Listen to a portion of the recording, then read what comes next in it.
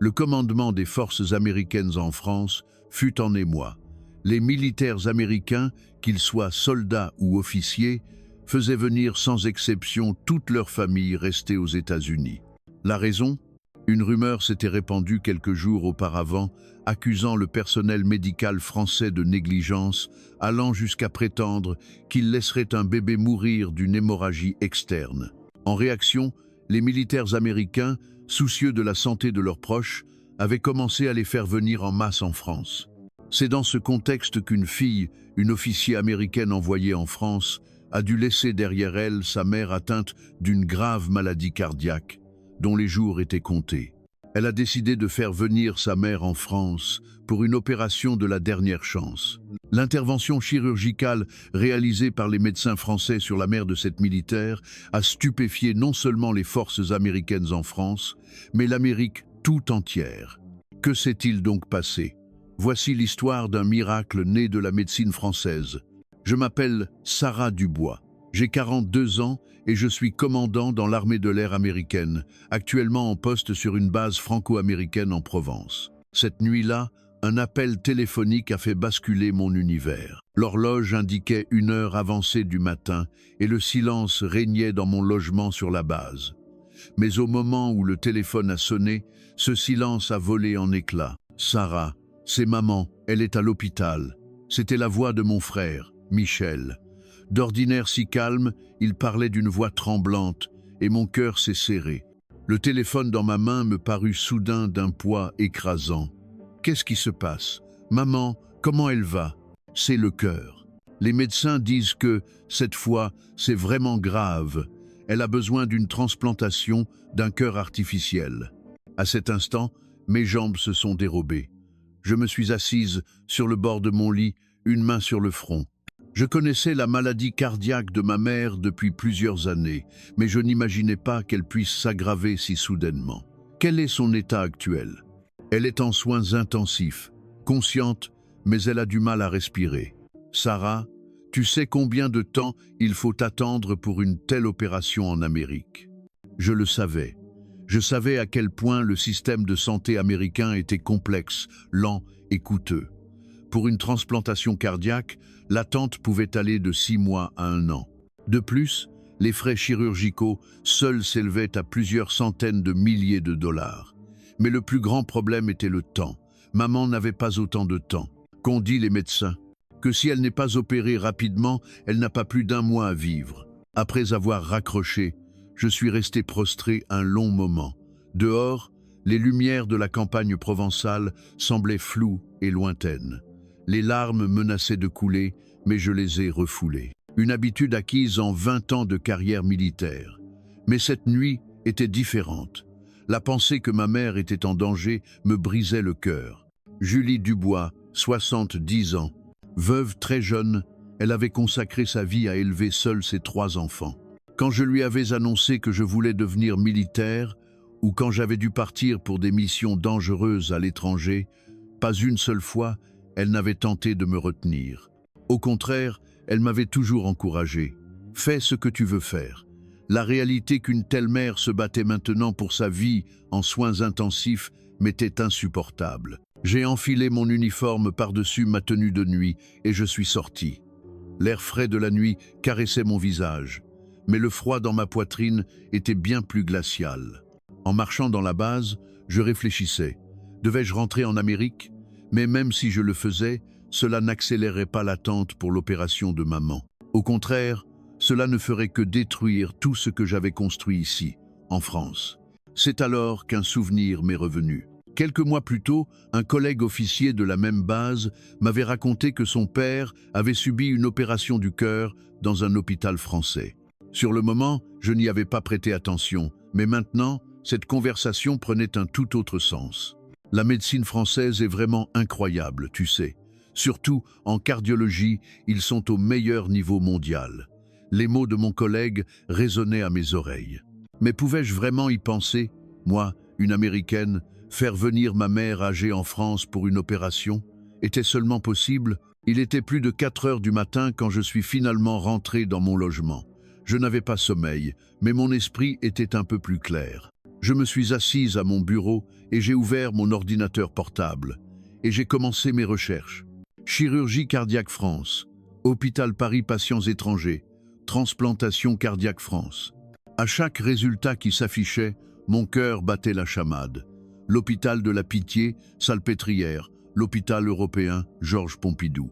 Tous étaient décrits comme des établissements dotés d'un personnel médical et d'équipements de classe mondiale. Parmi eux, le taux de réussite des transplantations cardiaques à la Pitié, Salpêtrière, a attiré mon attention. Plus de 90%. Mais ce qui m'a le plus surprise, c'était le temps d'attente. Une opération pour laquelle il fallait attendre des mois, voire un an en Amérique, pouvait être réalisée en quelques jours en France. Bien sûr, cela dépendait de l'état du patient, mais c'était une lueur d'espoir. Le matin, j'ai de nouveau pris le téléphone. Cette fois, c'est moi qui ai appelé. « Michel, c'est moi. Désolé de t'appeler si tôt. Ne t'inquiète pas, de toute façon, je n'arrivais pas à dormir. Je suis à l'hôpital. »« We know so. Comment va maman? » »« Stable pour l'instant. Mais les médecins disent que ça peut empirer à tout moment. » J'ai hésité un instant. Puis, j'ai pris mon courage à deux mains. « Michel, je pense faire venir maman en France. »« Quoi? En France? » La médecine ici est excellente. Surtout en cardiologie, c'est le meilleur niveau mondial. Et les délais d'attente sont beaucoup plus courts. De l'autre côté du fil, j'ai entendu le soupir de Michel. « Sarah, est-ce que c'est possible? Maman est âgée, il y a la barrière de la langue. Je peux tout régler. Je travaille ici. Et les hôpitaux français ont des systèmes bien rodés pour les patients étrangers. » « Vraiment? » « Oui, je vais me renseigner. Si c'est possible, qu'est-ce que tu dirais de la faire venir ici? » Ce matin-là, pour la première fois, j'ai eu la conviction que la France était le seul espoir de sauver ma mère. Plutôt que de perdre un temps précieux à attendre dans les méandres du système de santé américain, il valait mieux tenter notre chance en France. Mais à ce moment-là, j'étais loin d'imaginer l'ampleur du miracle que cette décision apporterait à notre famille. Dès le lendemain, je me suis mise en action sans une minute de repos. J'ai mobilisé toute la force de caractère et les compétences organisationnelles de la militaire que j'étais pour préparer la venue de ma mère en France. J'ai d'abord contacté le service des relations internationales de l'hôpital de la Pitié, Salpêtrière. La voix de l'employé qui m'a répondu était chaleureuse. « Service international, bonjour. Que puis-je pour vous? »« Bonjour, je suis Sarah Dubois, militaire américaine en poste en France. Ma mère, qui est aux États-Unis, a besoin d'une transplantation cardiaque et je voudrais savoir s'il est possible qu'elle soit soignée en France. Un instant, s'il vous plaît. Je vous mets en relation avec la coordinatrice du service de cardiologie. » Quelques minutes plus tard, j'étais en ligne avec Madame Sophie Martin. Après avoir écouté attentivement ma situation, elle a réagi avec une rapidité surprenante. « Commandant Dubois, pourriez-vous d'abord nous envoyer par email le dossier médical et les résultats d'examen de votre mère? Le professeur-chef du service de cardiologie pourra les examiner. Étant donné l'urgence, nous traiterons votre dossier en priorité absolue. » Le soir même, Michel m'a envoyé les scans de tous les dossiers médicaux de maman. Résultats des analyses de sang, électrocardiogramme, échographie cardiaque, scanner, une pile de documents épaisses. 2 jours plus tard, Sophie Martin m'a rappelé. « Commandant Dubois, j'ai une bonne nouvelle. Le professeur-chef de notre service de cardiologie a examiné le cas de votre mère et a jugé qu'une opération était tout à fait possible. À cet instant, mon cœur a bondi. C'était donc vraiment possible. Cependant, l'état de votre mère étant critique, nous allons vous aider à la faire venir en France le plus rapidement possible. Nous allons préparer les documents nécessaires pour une demande de visa d'urgence pour raison médicale. » La semaine suivante fut un tourbillon de préparatifs entre la France et l'Amérique. Le service de santé de ma base militaire m'a fourni les documents officiels pour le transfert médical. Et l'ambassade américaine a facilité l'obtention du visa médical d'urgence. Le plus compliqué était le transport aérien. Vu l'état de maman, un vol commercial était trop risqué. Heureusement, les forces américaines ont pu mettre à disposition un avion de transport spécial avec une équipe médicale à bord. « Commandant Dubois, nous ferons de notre mieux pour votre mère », m'a dit le colonel Robert. chef du service médical, en me serrant fermement la main. J'ai failli fondre en larmes, mais je me suis contenu. Le jour du départ est enfin arrivé. De la Californie à la France, le voyage durait 13 longues heures. Maman était allongée sur une civière, sous oxygène.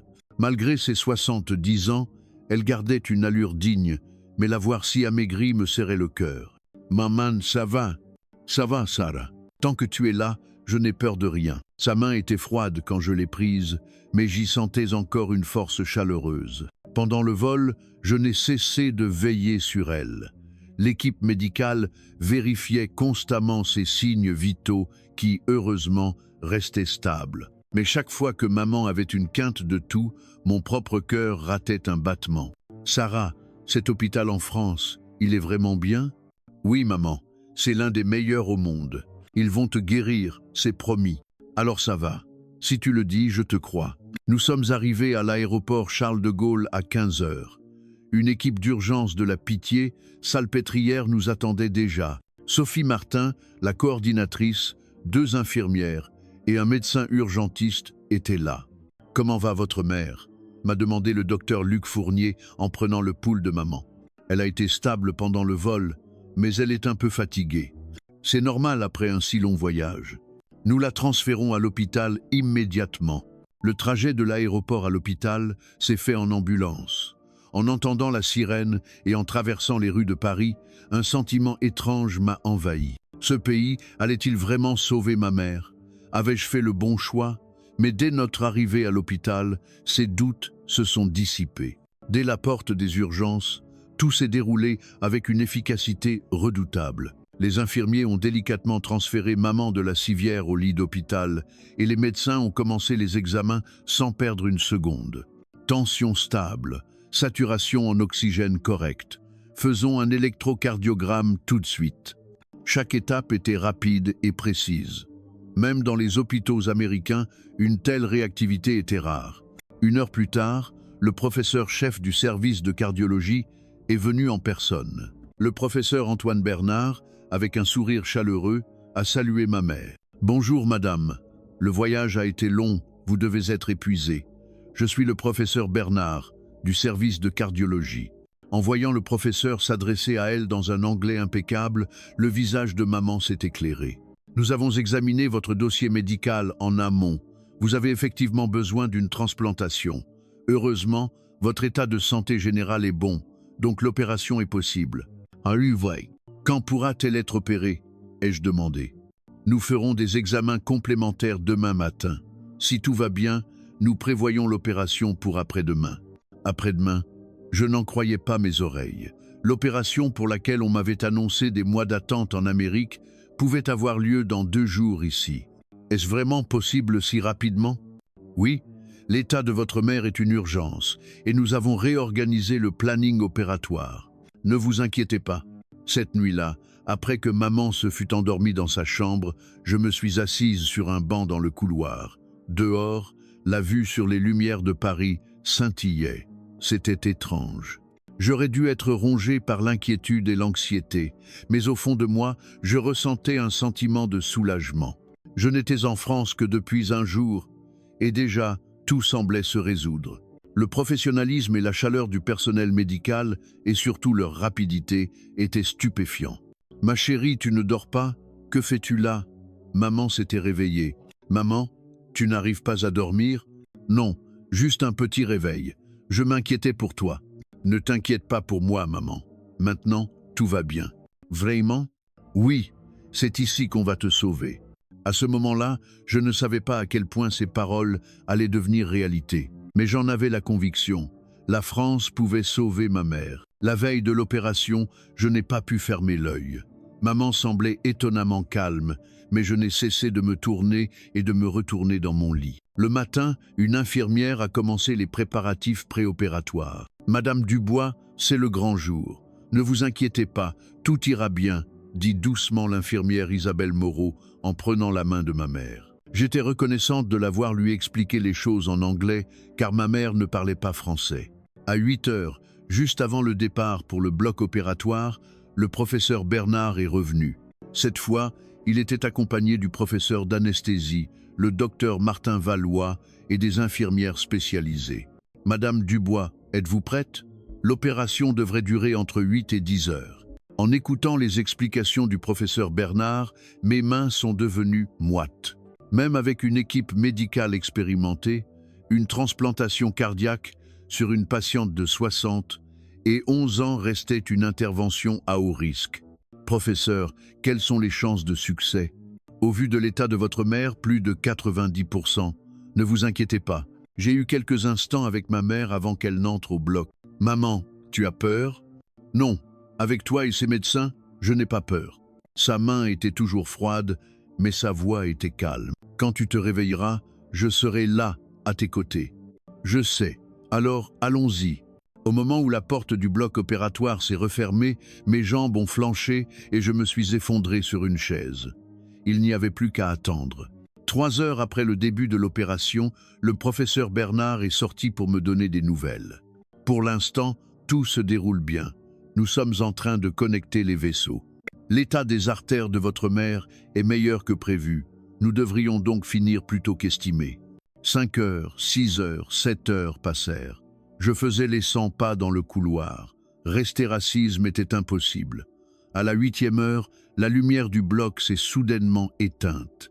Puis, le professeur Bernard est sorti, enlevant son masque. Son visage était empreint de soulagement. L'opération est un succès. À ces mots, je me suis écroulé sur place. Les larmes coulaient à flots. En 20 ans de carrière militaire, je n'avais jamais pleuré comme ça. L'état de votre mère est très bon. Le nouveau cœur s'est bien adapté et la circulation sanguine est fluide. Nous allons maintenant la surveiller en salle de réanimation. Quand j'ai vu maman pour la première fois en réanimation, j'ai été surprise. Elle avait bien meilleure mine qu'avant l'opération.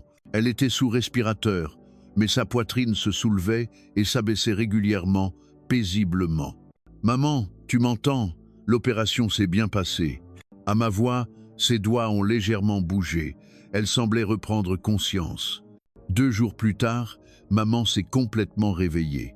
Après qu'on lui a retiré le respirateur, sa première phrase fut un chef-d'œuvre. « Sarah, j'ai faim. » À cet instant, j'ai de nouveau pleuré. Des larmes de joie, mais la joie fut de courte durée. Le 3e jour, un problème est survenu. La température de maman a commencé à grimper subitement.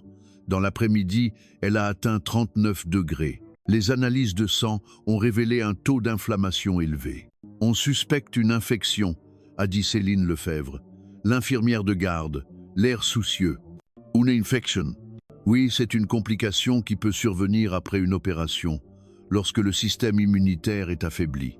Mais ne vous inquiétez pas, nous ferons tout notre possible pour la soigner. À partir de ce jour, le calvaire de maman a recommencé. La fièvre ne baissait pas et sa respiration était pénible. Chaque jour était une bataille. Le professeur Bernard a fait appel à un spécialiste des maladies infectieuses et ils ont commencé un traitement conjoint.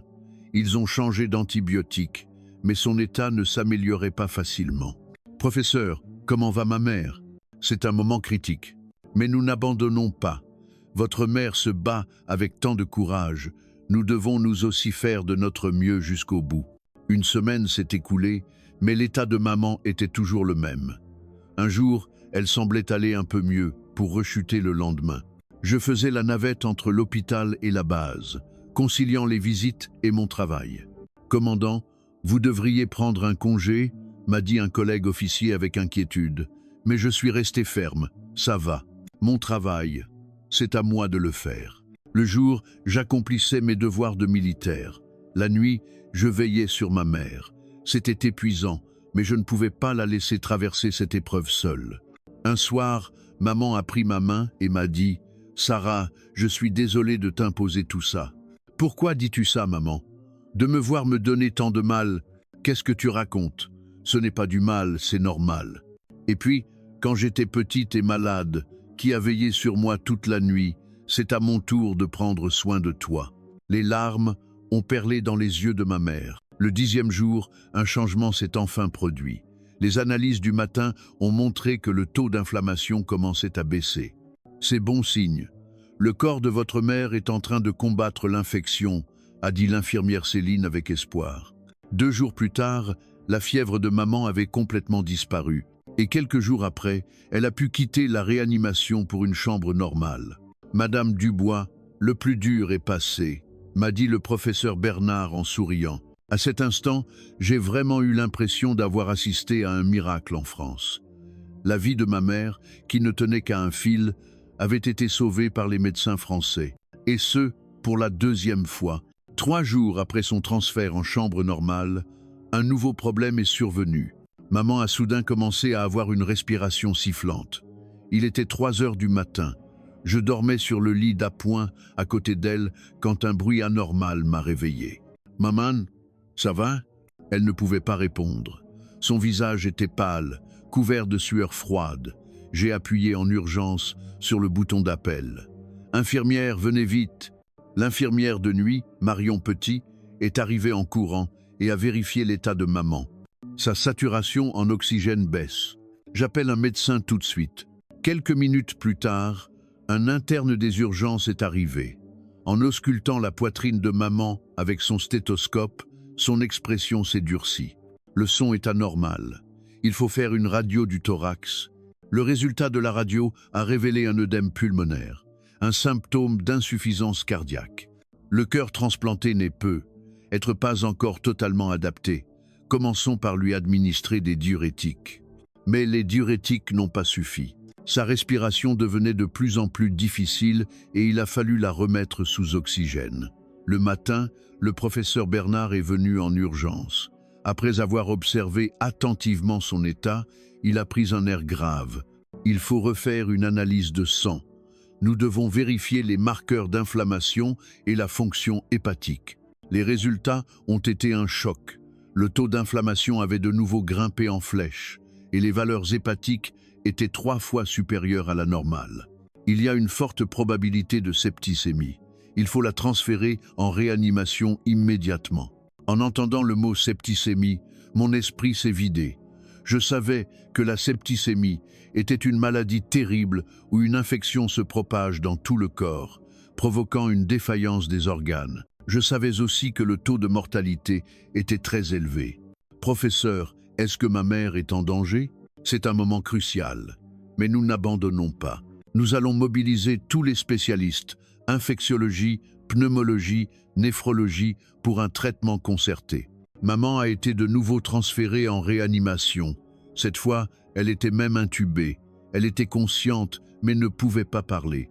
Elle se contentait de me serrer la main très fort. À partir de ce jour, des jours d'enfer ont commencé.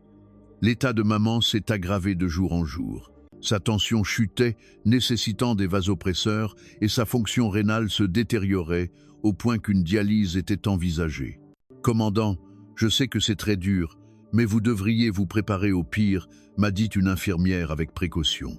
Mais j'ai secoué la tête fermement. « Non, ma mère n'abandonnera pas, je n'abandonnerai pas. » Le jour, je travaillais à la base, et le soir, je me précipitais à l'hôpital.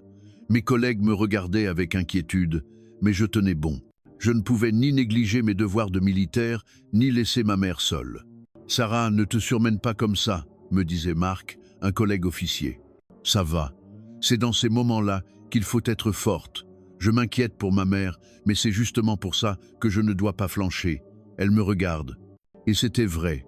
Chaque fois que j'entrais dans sa chambre en uniforme, le regard de maman changeait. Elle ne pouvait pas parler, mais je sentais sa fierté. Un jour, l'état de maman s'est encore aggravé. Sa tension a continué de chuter et l'équipe médicale a dû intervenir en urgence. J'ai prié devant la porte de la réanimation. « Mon Dieu, s'il vous plaît, sauvez ma mère. Donnez-nous une autre chance. » Je n'étais pas particulièrement croyante, mais à ce moment-là, j'ai prié de tout mon cœur. Heureusement, son état s'est stabilisé. Mais elle ne reprenait pas conscience. Le 2e jour, le 3e jour, maman continuait de dormir. Ce n'est pas un coma.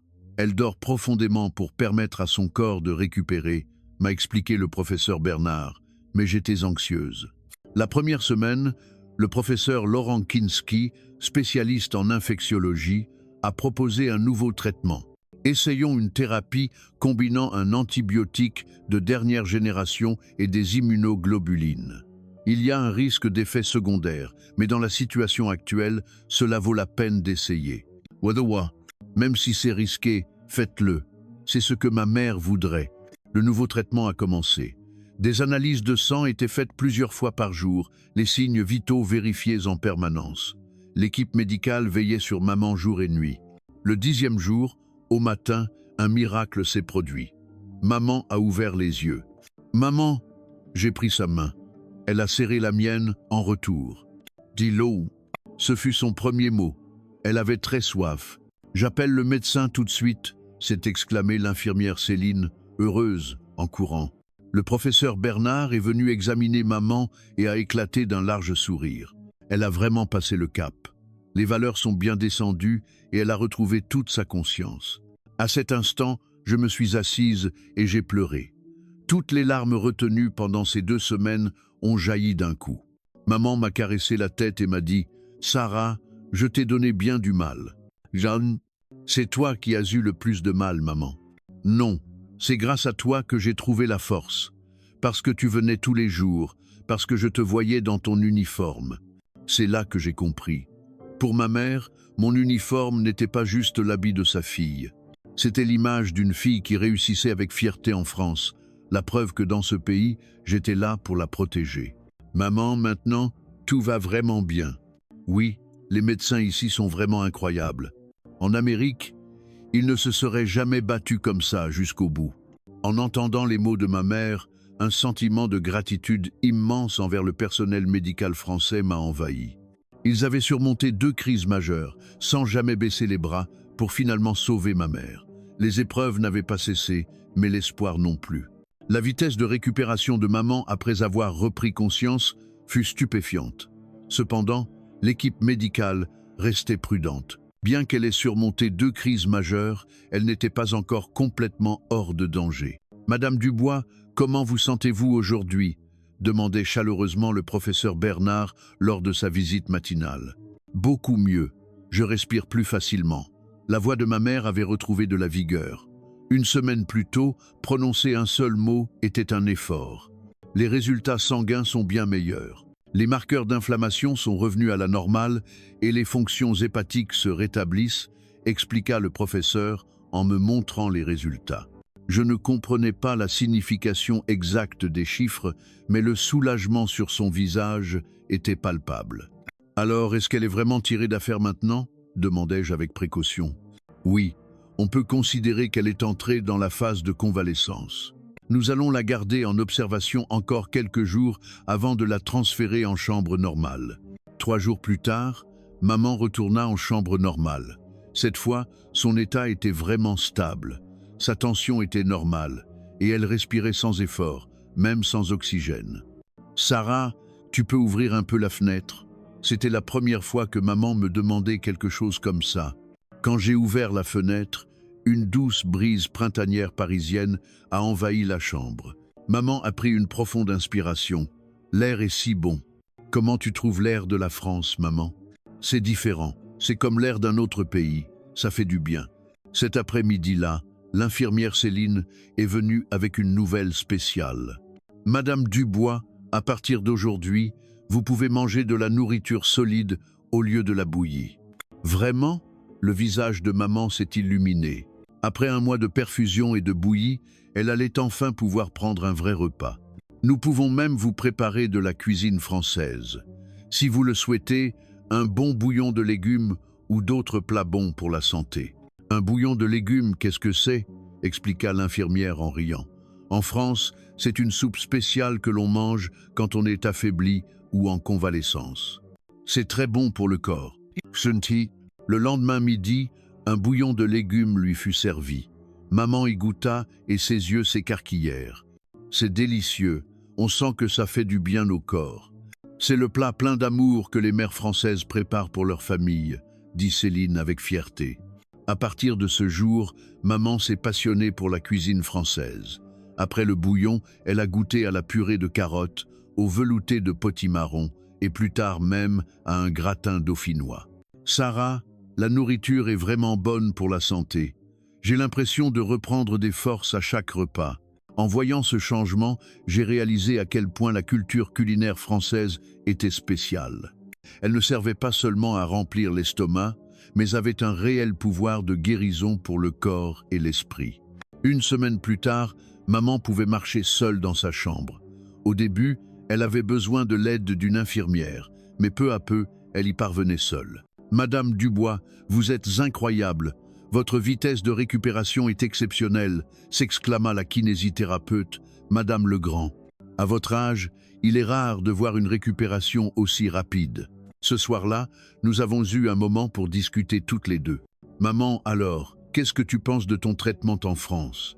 Pour être honnête, au début, j'avais peur. La langue est différente, la nourriture aussi, mais maintenant, elle s'interrompit un instant.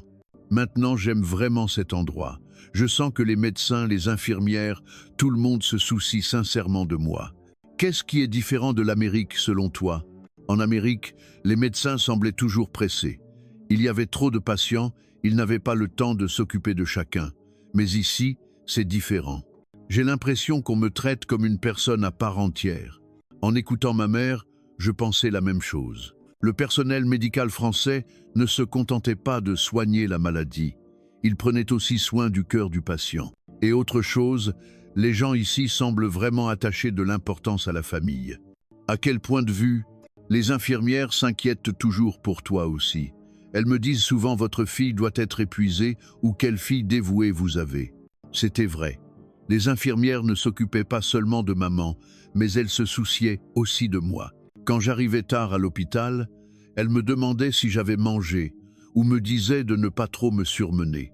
Un jour, l'infirmière Céline a fait une proposition spéciale. « Madame Dubois, il fait beau, que diriez-vous d'aller un peu dans le jardin de l'hôpital? Ce sera un bon exercice de marche. » Il y a un jardin? Oui, un petit mais joli jardin. C'est là que les patients vont se promener. Le jardin de l'hôpital était vraiment magnifique. Il y avait une petite fontaine, entourée de toutes sortes de fleurs. Maman s'est assise sur un banc et a regardé autour d'elle, émerveillée. C'est si paisible, on n'a pas l'impression d'être dans un hôpital. Les Français appellent ce genre d'endroit un espace de ressourcement. À ce moment-là, une dame âgée assise sur le banc d'à côté s'est adressée à ma mère. En français, bien sûr, mais avec un sourire chaleureux. « Qu'est-ce qu'elle dit ?» J'ai traduit. « Elle vous souhaite un prompt rétablissement et elle dit que vous avez une fille très dévouée. » Maman a remercié la dame d'un signe de tête. La vieille dame a souri en retour. « Même si on ne parle pas la même langue, les cœurs se comprennent, » murmura maman. Ce soir-là, maman a pris la main de l'infirmière Céline et lui a dit « Si j'étais restée en Amérique, je serais probablement morte. » Ah. Céline a compris les paroles de ma mère dites en anglais et a répondu, les larmes aux yeux. « C'est parce que vous avez été très forte, madame, que vous avez surmonté tout ça. Nous n'avons fait que vous aider. Non, sans vous tous, cela aurait été impossible. » À cet instant, j'ai moi aussi compris. Ce que ma mère avait vécu en France n'était pas un simple service médical. C'était un état d'esprit qui n'abandonne jamais une vie humaine, une culture chaleureuse qui considère le patient et sa famille comme un tout. On dit que les miracles arrivent à ceux qui n'abandonnent pas. Ma mère n'a pas abandonné, le personnel médical n'a pas abandonné et je n'ai pas abandonné. Et c'est la France tout entière qui n'a pas abandonné ma mère. 2 mois après l'opération, un jour, le professeur Bernard est venu avec une bonne nouvelle. « Madame Dubois, nous allons pouvoir fixer une date pour votre sortie. » En entendant ces mots, j'ai cru rêver. Ma mère, qui se battait pour sa vie 2 mois plus tôt, allait maintenant pouvoir sortir de l'hôpital. Vraiment? Quand est-ce que ce sera possible? Dans 1 semaine environ. Si les derniers examens sont bons, le visage de maman s'est illuminé. Mais en même temps, je pouvais y lire une pointe de regret. Je suis contente, mais triste à la fois. J'ai reçu tellement d'affection ici. Pendant cette dernière semaine, maman a passé une série d'examens. Échographie cardiaque, analyse de sang, radio du thorax, tous les résultats étaient normaux. Le nouveau cœur est parfaitement implanté. Vous êtes maintenant en parfaite santé, a souri le professeur Bernard en expliquant les derniers résultats. La veille de sa sortie, maman m'a fait une demande. « Sarah, avant de partir, je voudrais dire au revoir aux gens d'ici. » Mais Boudjon, Bien sûr, maman. Le matin de la sortie, maman s'est levée tôt et s'est habillée avec soin. C'était un tailleur qu'elle avait apporté d'Amérique, mais il semblait maintenant trop grand pour elle. Elle avait beaucoup maigri. « Maman, ça va? Tu peux marcher seule ?»« Bien sûr. Pour qui me prends-tu? Je suis une femme avec un cœur tout neuf, » a-t-elle plaisanté en riant. En entendant son rire, j'ai vraiment réalisé qu'elle était guérie. Nous sommes d'abord allés saluer les infirmières de la réanimation. Céline Lefebvre et toutes celles qui avaient veillé sur maman jour et nuit étaient là pour nous accueillir. « Madame Dubois, vous avez l'air en pleine forme. »« Oui, c'est grâce à vous tous. » Maman a serré la main de chacune d'entre elles. Les infirmières aussi avaient les yeux rouges. « Prenez bien soin de vous en rentrant en Amérique. Et surtout, donnez-nous des nouvelles. » Marion Petit a tendu un petit cadeau à maman, une boîte de macarons. C'est pour le voyage en avion, le goût de la France. Merci beaucoup, je ne vous oublierai jamais. Ensuite, nous sommes allés au secrétariat du service de cardiologie. Non seulement le professeur Bernard, mais toute l'équipe médicale qui avait participé à l'opération était là. Permettez-moi un dernier examen. Le professeur Bernard a ausculté le cœur de maman avec son stéthoscope. Parfait. Le nouveau cœur bat avec une force incroyable. Professeur, merci infiniment. Je ne sais pas comment vous exprimer ma gratitude. Maman a pris les deux mains du professeur. Nous n'avons fait que notre devoir. C'est votre volonté de vivre qui a rendu cela possible. Non, c'est parce que vous n'avez jamais abandonné et que vous m'avez aidé jusqu'au bout. À mon tour, j'ai ajouté, « Professeur, cher membre de l'équipe médicale, vous n'êtes pas de simples médecins. Vous êtes ceux qui ont sauvé notre famille. » Ma voix tremblait. Toute la gratitude accumulée pendant ces 2 mois a déferlé d'un coup. « Commandant, vous aussi, vous avez été très courageuse. Venir à l'hôpital tous les soirs sans négliger votre travail, c'est admirable, » a dit le docteur Valois, l'anesthésiste. C'était normal. C'est ma mère. C'est ce sentiment qui a donné une grande force à votre mère. Goblin. Après avoir terminé les formalités de sortie, nous sommes descendus dans le hall de l'hôpital et avons eu une surprise. Les infirmières et le personnel médical qui s'étaient occupés de maman s'étaient alignés pour nous dire au revoir. « Madame Dubois, revenez nous voir. Considérez la France comme votre deuxième maison. Nous nous souviendrons de vous comme d'une membre de notre famille. » En recevant les adieux de chacun, maman a versé des larmes. « Merci beaucoup. Comment pourrais-je vous oublier ?» a-t-elle dit d'une voix tremblante. En sortant de l'hôpital, maman s'est retournée et a regardé le bâtiment. « C'est dans ce bâtiment que je suis née une seconde fois. » « C'est vrai, maman. Tu es vraiment née une seconde fois. » Dans la voiture qui nous menait à l'aéroport, maman a dit « Sarah, j'ai vraiment eu de la chance. » À quel point de vue? D'avoir une fille comme toi et d'avoir pu être soignée dans un pays comme la France. Newfay, c'est parce que tu as été forte, maman. Non, seule, je n'aurais jamais pu. C'est grâce au cœur chaleureux des Français que c'était possible. Cet après-midi-là, j'ai soumis un rapport officiel au commandement des forces américaines en France. Un rapport détaillé sur le traitement de ma mère et les efforts dévoués du personnel médical français. Commandant Dubois, ce rapport sera transmis au Pentagone et au département d'État. Ce sera un cas d'école important pour renforcer la confiance dans la médecine française, a dit le commandant de la base avec sérieux. Une semaine plus tard, une lettre de remerciement officielle du Pentagone a été envoyée à l'hôpital de la Pitié, Salpêtrière. Une expression de profonde gratitude pour avoir sauvé la vie d'un membre de la famille des forces américaines en France. En apprenant la nouvelle, maman m'a dit au téléphone « Sarah, je suis contente qu'on ait pu leur exprimer notre reconnaissance comme il se doit. » « Oui, maman, mais ce n'est pas fini. » « Comment ça ? » Au sein des forces américaines, la perception de la médecine française a complètement changé. D'autres collègues disent maintenant qu'ils vont faire venir leurs parents en France. C'était vrai. L'histoire de ma mère s'étant répandue, la confiance dans la médecine française au sein de la communauté militaire américaine avait considérablement augmenté. Le traitement d'une seule personne avait changé la perception de tout un système médical. Alors, ça veut dire que j'ai servi de pont entre la France et l'Amérique? C'est exactement ça, maman. Tu es une véritable diplomate de la médecine. Ce soir-là, en regardant les lumières de Paris, j'ai réfléchi. La sortie de maman n'était pas seulement la fin d'un traitement. C'était un nouveau départ entre deux pays et la preuve vivante de la beauté de l'acte de sauver une vie. Ce n'était pas la séparation entre un hôpital et un patient, mais entre deux familles. C'était la véritable image de la médecine que j'avais découverte en France. Un mois après son retour en Amérique, maman m'a annoncé une nouvelle spéciale. Sarah, je pense envoyer une lettre vidéo à l'hôpital français. Une lettre vidéo? Oui. Je veux leur exprimer ma gratitude correctement. Et je veux aussi que d'autres personnes sachent à quel point la médecine française est formidable. Maman a vraiment réalisé cette vidéo. C'était un enregistrement d'une dizaine de minutes, filmé dans le salon de sa maison, mais sa sincérité y était palpable. Bonjour, je m'appelle Julie Dubois. Il y a 2 mois, j'ai subi une transplantation cardiaque à l'hôpital de la Pitié, Salpêtrière. Dans la vidéo, maman était rayonnante. Son visage avait retrouvé des couleurs et sa voix était forte. J'ai 71 ans. En Amérique, subir une opération aussi lourde à mon âge n'était pas simple. Mais en France, c'était différent. Elle a repris son souffle. Je remercie du fond du cœur le professeur Antoine Bernard, toute l'équipe médicale et les infirmières. Vous m'avez donné une nouvelle vie. Au milieu de la vidéo, maman a eu les larmes aux yeux. La France est le pays qui a fait battre à nouveau le cœur de cette vieille femme. Je veux que le monde entier entende ces mots. À la fin de la vidéo, on me voyait en uniforme, assise à côté d'elle. Ma fille Sarah est en poste en France.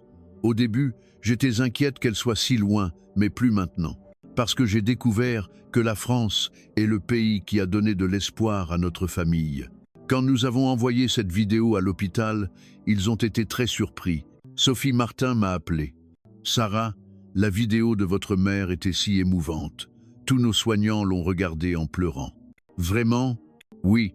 Et l'hôpital aimerait vous demander la permission d'utiliser cette vidéo comme support de communication, avec l'accord de votre mère, bien sûr. Maman a accepté avec joie. Bien sûr, utilisez-la. Je serais heureuse que plus de gens connaissent l'excellence de la médecine française. 2 mois plus tard, un événement remarquable s'est produit. Le cas de ma mère a commencé à faire parler de lui dans le milieu médical américain. Plusieurs médecins ont commencé à s'intéresser au système de santé français.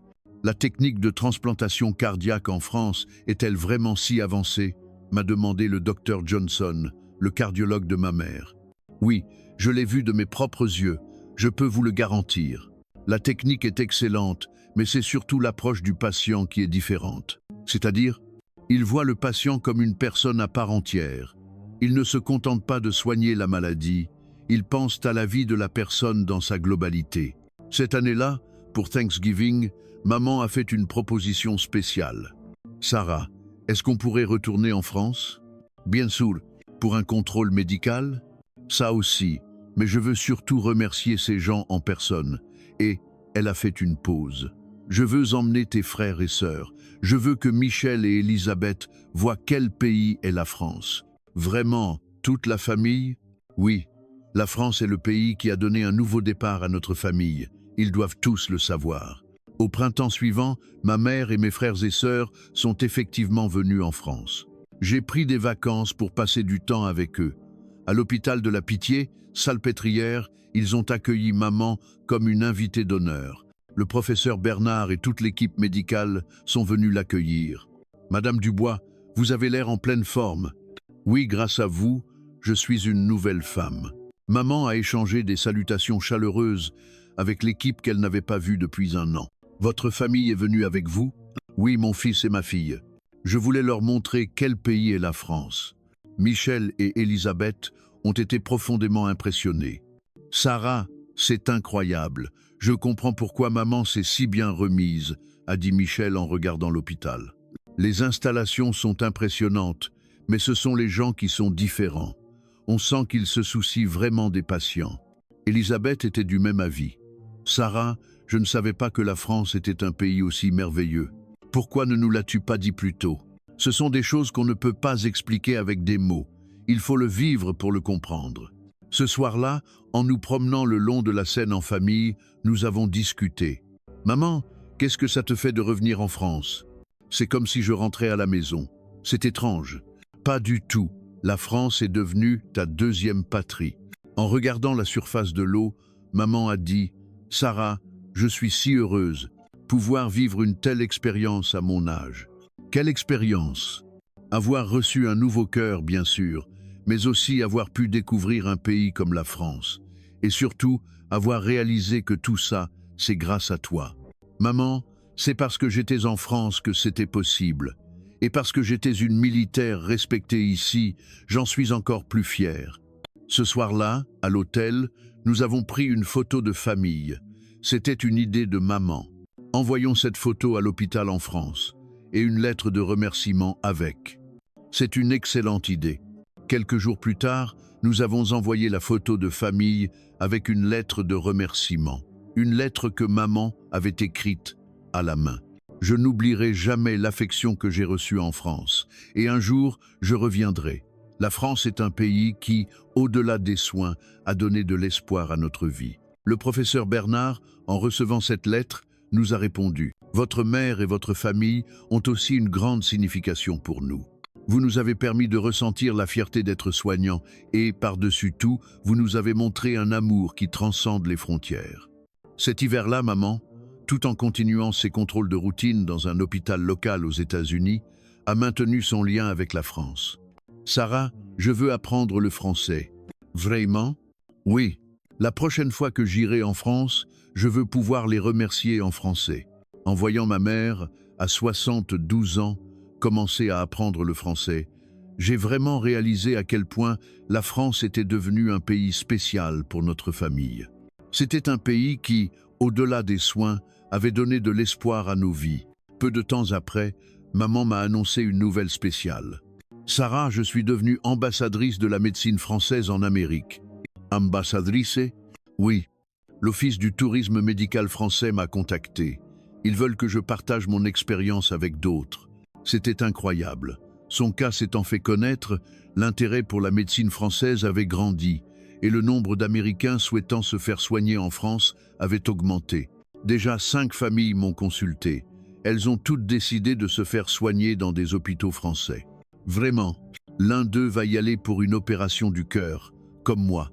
C'est moi qui lui ai recommandé l'hôpital. Maman n'était plus une simple patiente, elle était devenue le témoin vivant de la médecine française. À la même époque, il m'est arrivé quelque chose de spécial. Au commandement des forces américaines, on m'a confié la responsabilité des affaires médicales liées à la France. Commandant Dubois, accepteriez-vous de prendre en charge le soutien aux familles des militaires américains pour l'utilisation des services médicaux français? Bien sûr, j'accepte avec plaisir. En prenant ce poste, j'ai rencontré de nombreuses familles de militaires. Il y en avait plus que je ne le pensais dans des situations similaires à celles de ma mère. Commandant, la médecine française est-elle vraiment si bonne? Oui, je l'ai vécu personnellement, je peux vous le garantir. Mais par-dessus tout, c'est l'état d'esprit envers le patient qui est différent. C'est-à-dire, ils considèrent le patient comme un membre de leur famille. Et ils n'abandonnent jamais. Grâce à mon aide, plusieurs familles ont pu se faire soigner en France. Toutes ont obtenu des résultats satisfaisants et leur perception de la France a complètement changé. Commandant, grâce à vous, mon mari a été sauvé. Merci infiniment. Non, c'est grâce aux soignants français. Un jour, j'ai reçu une nouvelle émouvante de ma mère. Sarah, la personne que j'ai recommandée, son opération a été un succès. Wandra? Vraiment? Oui, c'est le professeur Bernard qui l'a opéré en personne. Il est en pleine santé, comme moi. Il s'agissait d'un homme de 75 ans que ma mère avait orienté, qui avait subi avec succès une opération du cœur en France. Tu sais ce qu'il a dit? Il a dit que la France est un pays qui fabrique des miracles. Ces cas se sont accumulés et ma mère est devenue une figure emblématique de la promotion de la médecine française aux États-Unis. De nombreux médias l'ont sollicitée pour des interviews et elle a accepté volontiers. Je suis la preuve vivante. La France est un pays qui sauve des vies, a-t-elle déclaré lors d'une interview pour une grande chaîne d'information. Subir une transplantation cardiaque à 72 ans n'est pas une chose facile, mais en France, c'était possible. Grâce à la technologie, bien sûr, mais surtout grâce à un état d'esprit qui n'abandonne jamais. Same. Après la diffusion de cette interview, quelque chose d'étonnant s'est produit.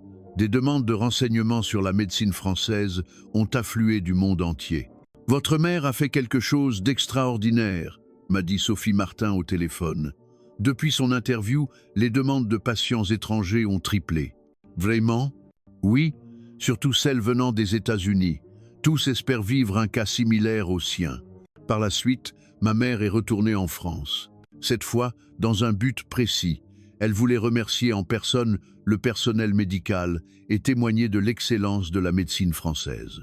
L'hôpital de la Pitié, Salpêtrière, a organisé un événement spécial pour elle.